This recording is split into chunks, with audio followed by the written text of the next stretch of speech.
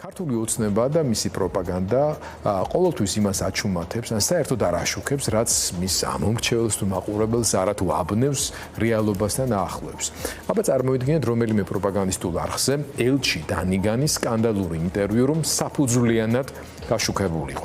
ისედაც იდეოლოგიის საფუძველ მორყეული ამომრჩეველი რა დღეში ჩავარდებოდა. ტრამპთან გადატვირთვის და დალაგების მითი, რომელიც ოცნებას თვალსადახელს შუა შემოეფშნა, ერთიანად ჩამოინგრეოდა. ამ ინტერვიუთ კი ის გაირკვა, რომ ივანიშვილი არც მეტი არც ნაკლები ტრამპს ემუქრება. შეურაცხყოფას აყენებს, რომ ივანიშვილმა უარი თქვა ვაშინგტონის გზავნილები მოესმინა და თუ არ მოისმინა, როგორ გადატვირთავს მაშინ ამ ურთიერთობებს.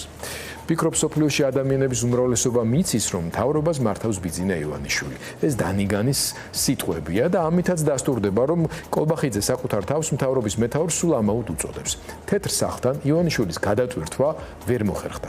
დაულაგებელი არ ლაგდება. სულ მალე კი მეგობარი აქტი კანონად იქცევა.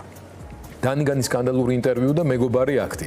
რა განწყობებია ვაშინგტონში ამის შესახებ ახლა პირდაპირ ეთერში ჩვენი კოლეგა შეერთებულ შტატებში დაარსებული ახალი მედია პლატფორმა Independence Avenue Media's ერთ-ერთი დამფუძნებელი და ჟურნალისტი ქართლოს შარაშენიძე ისაუბრებს. მივესალმები. ქართლოს მადლობა, რომ გვერთვები. პირველ რიგში გილოცავთ ამ ახალი პლატფორმის დაფუძნებას. ვიცი, რომ რამდენიმე ჩვენი ქართველი კოლეგა თქვენთან ერთად ქმნის აი ამ ძალიან საინტერესო კონტენტს, ასე ვთქვათ, საქართველოსთვის ეს ძალიან მნიშვნელოვანია. ჩვენ ისეთ მდგომარეობაში ვართ, რომ წვდომა, საკუთარი ბიუროების უზრუნველყოფის საშუალება არ გვაქვს და ამ მხრივ ძალიან დიდ როლს ასრულებთ ქართლოს. მოგვიყვებით, როგორი განწყობები არის ვაშინგტონში, რა რეზონანსი მოყვა მათ შორის შეერთებული შტატების ელჩის ასეთ სკანდალურ ინტერვიუს.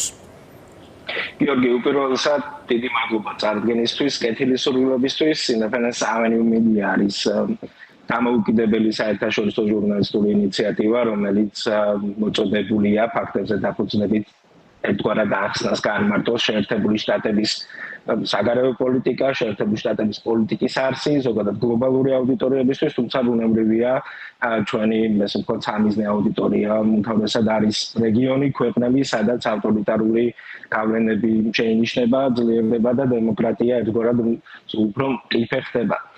დიდი მადლობა კიდევ ერთხელ წარდგენისთვის. რაც შეეხება ამერიკა-საქართველოს ურთიერთობებს, ერთგვარად შეიძლება აღქმები რა არის ვაშინგტონში. უპირველესად ამისთვის ვფიქრობ, ღრმა ანალიზიც კი აღარ არის საჭირო იმისთვის, რომ ვივარაუდოთ ან დავინახოთ, როგორია ოფიციალური ვაშინგტონის ხედვა საქართველოს მიმართ, ქართული ოცნების მიმართ, ახლა უკვე ახალი ადმინისტრაციის დონალდ ტრამპის პირობებში. რასაც ვხედავთ ბოლო წლების განმავლობაში იყო ის, რომ ბაიდენის ადმინისტრაცია ბოლო წლებში განსაკუთრებით ამ მნიშვნელოვან მოვლენებში ცდილობდა ქართულ ოცნებასთან ეწარმოებინა პოლიტიკა, რომლითაც შესაძლებელი იქნებოდა განხეთქილების დაპირისპირების თავიდან აცილება და ვთქვათ თანამშრომლობა ვაშინგტონსა და თბილისის შორის, გაგრძელება სტრატეგიული ურთიერთობის, თუმცა ელჩმანს აღნიშნა, რომ ეს წარმატებული არ გამოდგა და ამას მარტივად ხსნიან ანალიტიკურ წრეებში და ამას ხსნიან ქართული ოცნების ქცევით, რომელიც აღქმულია მიზანმიმართულ ხშირად ადარებენ ხოლმე რაღაც რკინის მასიურ ბურთულას, რომელსაც იყენებენ შენობების დასანგრევად. ხშირად არის აღქმა, რომ ქართული ოცნება სწორედ ამ ფორმით, ბულდოზერით ეს გამოყენებით ცდილობს ეს ქართულ-ამერიკული ურთიერთობები დაანგრიოს და გაუცხოვოს საქართველოსთვის და ქართველებისთვის ამერიკა, რომელიც 30 წლის განმავლობაში დამოუკიდებლობის შემდეგ ესე ახლო სტრატეგიული პარტნიორი და მეგობარი იყო. რაც შეეხება მიუხედავად იმისა, რომ წერილი შინაარსი არავისთვის ფაქტობრივად ვაშინგტონში არ აღმოჩნდა მოულოდნელი, გულისხმობ ანალიტიკური წრეების წარმომადგენლებს, მათთვის ამგვარი შინაარსი, რომელიც ელჩმა აღწერა როგორც მუქარი შემცველი, შეურაცხყოფელი და არასერიოზულად აღქმული ვაშინგტონის მხრიდან ლოგიკური გაგრძელება იმ განცხადებების, რაც ისმის თბილისიდან, როგორც ირაკლი კობახიძის მხრიდან, ბატონი ბიძინა ივანიშვილის მხრიდან, თუმცა ერთგვარად შეიძლებოდა არსებობდა მოლოდინი, რომ ქართული ოცნება ახლა უკვე ახალი ადმინისტრაციის პირობებში შეეცდებოდა დაილაგებინა ის ურთიერთობა, რომელიც ფაქტობრივად ნულზე დავიდა, მნიშვნელოვან ნიშნულზე დავიდა წინა ადმინისტრაციის შემთხვევაში, მაგრამ რასაც ვაშინგტონი ახლა ხედავს ქართული ოცნებისგან არის ერთი ნულოვანი ინტერესი აღადგინოს ურთიერთობა ახალი ადმინისტრაციის პირობებშიც კი და მეორე აღქმა არსებობს რომ ეს არის მიზანმიმართული კითხვის ნიშნები ისნება იმ შესახებაც ზოგადად არის თუ არა ქართული ოცნების და ბატონი ბიძინა ივანიშვილის მიზანი აღადგინოს იმ ტიპის ურთიერთობა და შემდეგ უკვე გააღრმავოს იგივე სტრატეგიული პარტნიორობა ამერიკის შეერთებულ შტატებთან. ჩვენ ამის შესახებ მუდმივად ვესაუბრებთ ანალიტიკური წრეების წარმომადგენლებს, ასე მოვიქცეთ ეხლაც, ვესაუბრეთ ამერიკის შეერთებული შტატების დიპლომატიის ისტორიაში ერთ-ერთი ყველაზე ხანგრძლივი დიპლომატიური კარიერის მქონე დენიელ ფრიდს, რომელსაც პრინციპში რთულად წარმოსადგენია, როგორ შეიძლება განვითარდეს ახლა უკვე ამის შემდეგ ურთიერთობები დონალდ ტრამპის ადმინისტრაციასა და ქართულ ოცნებას შორის, ერთი რაც გაუგებარია ვაშინგტონში ზოგადად, როგორც შეიძლება უკვე ითქვას, მას შემდეგ რაც ელჩმა გააკეთა განცხადებები როგორც ადმინისტრაციის დონეზე, ასევე ანალიტიკურ წრეებში, მათთვის გაუგებარია რა ქართულ ინტერესებს ეხმარება ქართული ოცნების პოლიტიკა, რომლებსაც ხედავთ ბოლო წლების განმავლობაში. პრინციპში შეგვიძლია მათი შეფასებები მოვისმინოთ. ქართული ოცნების მთავრობა შესაძლებლობა ჰქონდა ემუშავა შეერთებული შტატების ახალ ადმინისტრაციასთან. მათ ჰქონდათ შეთავაზება და ის აგრესიულად უარყვეს. ელჩ დანიგანის ბოლოდროინდელი განცხადებები ასევე აჩვენებს, რომ ქართულ ოცნებასთან თანამშრომლობას წინა ბაიდენის ადმინისტრაციაც ცდილობდა. ეს გასაგები პოლიტიკა იყო. შეეცადო იპოვო თანამშრომლობის გზა და აიცილო განხეთქილება. ელჩის განცხადებებით ჩანს, რომ მას მიაჩნია, რომ ეს პოლიტიკა ჩავარდა.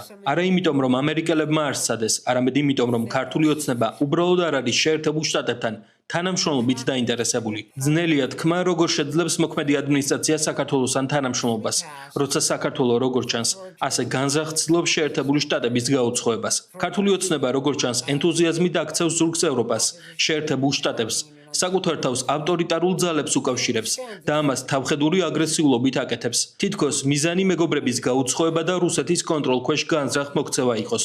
ვერ ვხედავ რა ქართული ინტერესი შეიძლება აწინაურებდეს ეს, მაგრამ მე არ ვარ ქართველი და ამის თქმა ჩემი საქმე ნამდვილად არ არის. თუმცა ამის დანახვა შემაშფოთებელია, რადგან საქართველოს ყავს ძალიან ძლიერი სამოქალაქო საზოგადოება, აქვს ძლიერი ეროვნული თვითშეგნება და ასევე აქვს ავტორიტარული უკუსლა. ეს ხდება ქვეყანაში, რომელიც დამოუკიდებლობის მოპოვების ან ვარდების რევოლუციის შემდეგ დემოკრატიული ტრადიციების მიხედვით ცხოვრობდა. ამიტომ საქართველოსთვის ახლა მძიმე დროა. საქართველოს მთავრობის მოქმედებები პუტინის ინტერესებს აწინაურებს. არ შემიძლია ვთქვა, რა ქართულ ინტერესს შეიძლება უწყობდეს ეს ხელს. Advance Putin's interests. What Georgian interests they advance, I couldn't say. The Georgia Dream government, had dug it. ქართული ოცნების მთავრობამ საკუთარ თავს ძალიან ღრმა ორმო გაუთხარა შეერთებულ შტატებთან და ეს ყველაფერი ნათლად აჩვენა ელჩ დანიგანის ბოლოდროინდელმა განცხადებებმა. ჩვენ ძალიან ნათლად უთხარით ქართულ ოცნებას. მათი მხრიდან რანაბიჯების გადადგმით შევძლებდით ურთიერთობების უფრო პოზიტიურ საფუძველზე დაბრუნებას. რა თქმა უნდა, შეშფოთების მთავარი საგანი ქართული ოცნების მთავრობის ანტიდემოკრატიული ნაბიჯები, ანტიამერიკული, ანტიდასავლური განცხადებებია, რომლებიც გრძელდება. მთელი ეს აბსურდი, რომ თითქოს ჩვენ ვცდილობთ საქართველოს ომში ჩავთოთ, რომ თითქოს ყოფილი ელჩი დეგნანი საქართველოს მთავრობის წინააღმდეგ რაიმე სახის შეთქმულებას ხელმძღვანელობდა. ფიქრობ, ჩვენ ვეძებდით რაიმე ნიშანს, რომ ქართული ოცნება ამ ყველაფერზე უარს იტყოდა უცხოეთის აგენტების შესახებ კანონზე, ოპოზიციის წარმომადგენელთა დაკავებაზე, ანტიდასავლურ განცხადებებზე, მაგრამ პასუხი იყო მათი წერილი ვაშინგტონს, რომელიც ელჩმა დანიგანმა მუქარი შემცველად, შეურაცხყოფელად და არასერიოზულად დაახასიათა. და იცით, არ ვარ ამ წერილით გაკურებული. ყველაფერი იმის შემდეგ, რასაც პრემიერ-მინისტრი, ან რასაც ბატონი ბიძინა ივანიშვილი ამბობს, ის რაც დღეს საქართველოს თავს ხდება, ნამდვილი ტრაგედიაა. რასაც ქართული ოცნება აკეთებს არის ჩინეთთან, ირანთან, რუსეთთან დაახლოება. ესენი არ არიან შეერთებული შტატების მეგობრები. ეს არ არის სტრატეგია, რომელიც შეერთებულ შტატებთან ახალი ურთიერთობების დასამყარებლადაა შექმნილი. ეს ადმინისტრაცია არ არის დემოკრატიის იმგვარად ხელშემწყობი, როგორიც შეიძლება ბაიდენის ადმინისტრაცია ყოფილიყო. ამის მიუხედავად ტრამპის ადმინისტრაცია არ აპირებს უმოქმედოდ დარჩეს ქვეყანასთან, რომელიც გვაკრიტიკებს, თავს ესხმის ჩვენს ელჩებს, ბრალს გუდებენ ჩვენ შესახებ იტყუები. არა, შეერთებული შტატების არც ერთი მთავრობის მეთაური ამას არ მიიღებს და შემდეგ ქართულ ოცნებასთან ურთიერთობას თითქოს გადატვირთავს. ეს არ მოხდება. ჩვენ კვლავ შეერთებული შტატები ვართ და ქართული ოცნება შეერთებულ შტატებზე ამ უსაფუძვლო ტყუილებსა და კრიტიკას ვერ გაექცევა. მათ თავი კუთხეში თავად მიიმწყვდიეს.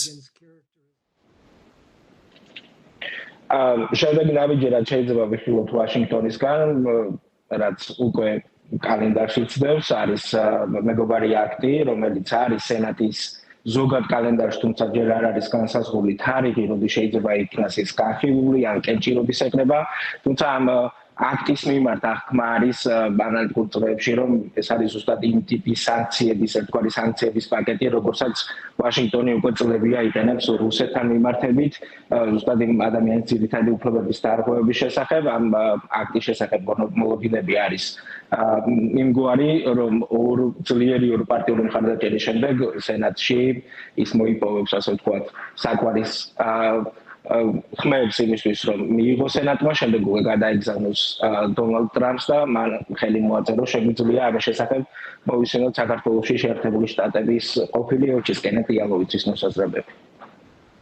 მეგობარი აქტს განსაკუთრებულ მნიშვნელობას ისიც ძენს, რომ წარმომადგენელთა პალატამ ძლიერი ორპარტიული, რესპუბლიკური და დემოკრატიული პარტიების მხარდაჭერით მიიღო. ის სენატმა ჯერ კიდევ უნდა განიხილოს, მაგრამ ყველა მიზეზი მაქვს ვიფიქრო, რომ სენატი მას მიიღებს. გადაეგზავნება პრეზიდენტ ტრამპს და ის ამას ხელს მოაწერს. მეგობარი აქტი დამატებით სანქციებს დაუწესებს გარკვეულ პირებს, რომლებიც საქართველოში დემოკრატიულ პრინციპებს და კანონს არღვევენ. ის სავარაუდოდ შეაჩერებს დახმარებას საქართველოსთვის. შეაჩერებს სტრატეგიული პარტნიორობის იდეას, რომლის აშენებასაც ჩვენ ვცდილობდით. ის ერთგვარად ნამდვილად მოაქცევს საქართველოს ერთ ყუთში ისეთ ქვეყნებთან, როგორებიცაა ირანი და ჩრდილოეთ კორეა. გულისხმობ არაზუსტად ამგვარ ცუდ მდგომარეობაში, მაგრამ მეგობარი აქტი იმ კანონმდებლობების მსგავსი იქნება, რომლებსაც რუსეთის წინააღმდეგ ვიღებთ. ადამიანის ძირითადი უფლებების დარღვევის საპასუხოდ და ეს მოხდება საქართველოს შემთხვევაში. საქართველოს შეერთებული შტატებისთვის გარიყულ სახელმწიფოდ გადაიქცევა. ნიშნავს ეს, რომ საქართველო თავის მომავალს რუსეთთან ხედავს, რომელიც უკრაინის განადგურებას ცდილობს. ნამდვილად სურს საქართველოს ამის ნაწილი იყოს. მართლა სურთ ირანთან ალიანსის ნაწილი იყვნენ, რომელიც ფარულად ცდილობს ბირთვული იარაღის შექმნას. მართლა სურთ იყვნენ ალიანსის ნაწილი ჩინეთთან, რომელიც დედამიწის ზურგზე ყველაზე დიდი დიქტატურაა. ეს არის ქვეყნები, რომლებთან ასოცირება ქართველ ხალხს სურს. ფიქრობ, რომ არა. ფიქრობ, რომ ქართულმა ოცნებამ თავის ხალხთან კავშირი, შეხების წერტილი დაკარგა. ქართლის საგანგაშო შინაარსის განცხადებებია საქართველოს ძალიან დიდი ხნის გულშემატკივარი მეგობარი ადამიანების მხრიდან, რომლებიც კარგად იცნობენ საქართველოს, საქართველოს სტრატეგიული ურთიერთობების განვითარებაში დიდი წვლილი აქვთ შეტანილი და ამავე დროს მათ სიტყვას აქვს დიდი მნიშვნელობა დღევანდელ მოქმედ ამერიკულ პოლიტიკურ ელიტაში. აი, მიუხედავად ამისა, ივანიშვილი, მისი პროპაგანდისტები ცდილობენ გაბაიბურებას ასეთი ადამიანების განცხადებების და ადგილობრივი, ანუ ქართული საზოგადოების ყურადღების მოდუნებას იმის თქმით, რომ აი ესენი ვიღაცა ცალკეული ადამიანები, 1-2 კონგრესმენი, 3-4 სენატორი, ვიღაცა რიგითი ჩინოვნიკი, აი დღეს განცხადება თუ წაიკითხეთ, 17 თუ 18 ჩინოვნიკიო. დებილი გონიათ თავიანთივე მაყურებელი და ამომრჩეველი და ვერ წაიკითხავდნენ, ან მოისმენდნენ, რომ საგარეო საქმეთა სამინისტროების, ანუ მინისტრების ხელმოწერილ განცხადებაზეა საუბარი, ხო?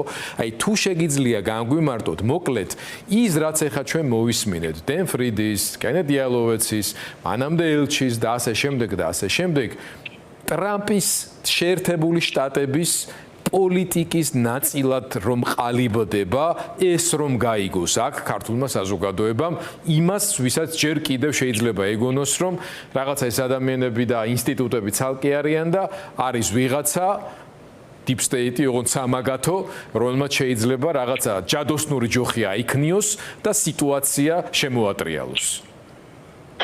გიორგი, ბუნებრივი ადამიანები, მათ შორის ისინი, ვისაც ჩვენ ვესაუბრეთ ამისი კომენტარები ჩამოგთავაზეთ, არ არიან მთავრობის ადმინისტრაციის ნაწილი, მათი განცხადებები არ წარმოადგენს ადმინისტრაციის პოზიციებს. ხშირ შემთხვევაში ანალიტიკოსები, ვისაც ვესაუბრებით სხვადასხვა დროს, არ არიან დაუშვათ იმ პოლიტიკის მომხრეები, მხარდამჭერები, რომლებსაც შეიძლება ესა თუ ის ადმინისტრაცია ატარებდეს, მაგრამ ვფიქრობ, სულ მცირე მინიმალურ ცოდნას საჭიროებს იმისა, თუ როგორ ხდება პოლიტიკის წარმოება შეერთებულ შტატებში და ალბათ დემოკრატიულ სახელმწიფოებში ზოგადად და რა როლი აქვს მსგავს გამოცდილ ანალიტიკოსებს ამა თუ იმ ადმინისტრაციის პოლიტიკის ფორმირებაში.